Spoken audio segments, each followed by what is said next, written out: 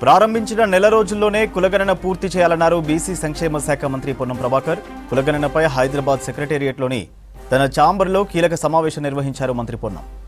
సమావేశంలో BC commission chairman నిరంజన్తో పాటు ప్రభుత్వ సలహాదారు వేం నరేందర్ రెడ్డి, బీసీ కమిషన్ సభ్యులు, అధికారులు పాల్గొన్నారు.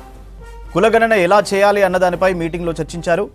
కర్ణాటక, బీహార్, ఆంధ్రప్రదేశ్లో చేసిన కులగణనపై డిస్కస్ చేశారు. కర్ణాటకలో బీసీ కమిషన్ చేసిన సర్వే, బీహార్లో జీఏడీ ద్వారా చేసిన సర్వే, ఆంధ్రప్రదేశ్లో పంచాయతీరాజ్ శాఖ ద్వారా చేసిన సర్వేపై చర్చించారు. 3 రాష్ట్రాల్లోని బెస్ట్ పాలసీని రాష్ట్రంలో అమలు చేయాలని సమావేశంలో నిర్ణయించారు.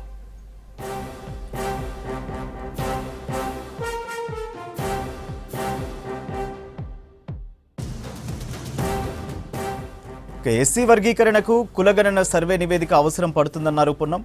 రిపోర్ట్ పారదర్శకంగా ఉండడానికి కులగణన సర్వే పంచాయతీరాజ్, రెవెన్యూ శాఖలో దేని ద్వారా చేయించాలన్న దానిపై ప్రభుత్వం త్వరలో నిర్ణయం తీసుకుంటుందని చెప్పారు. కులగణనకు సీనియర్ ఐఏఎస్ అధికారి పర్యవేక్షించాలని సూచించారు.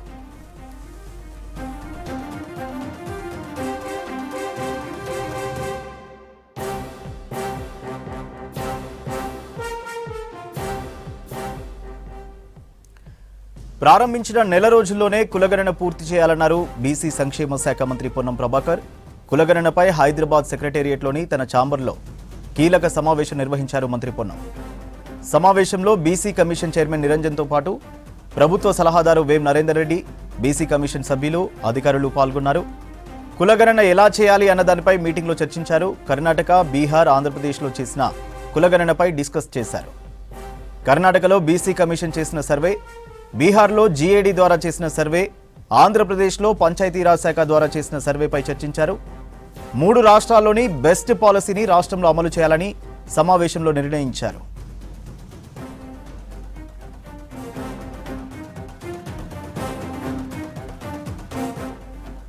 ఎస్సీ వర్గీకరణకు కులగణన సర్వే నివేదిక అవసరం పడుతుందన్నారు పొన్నం.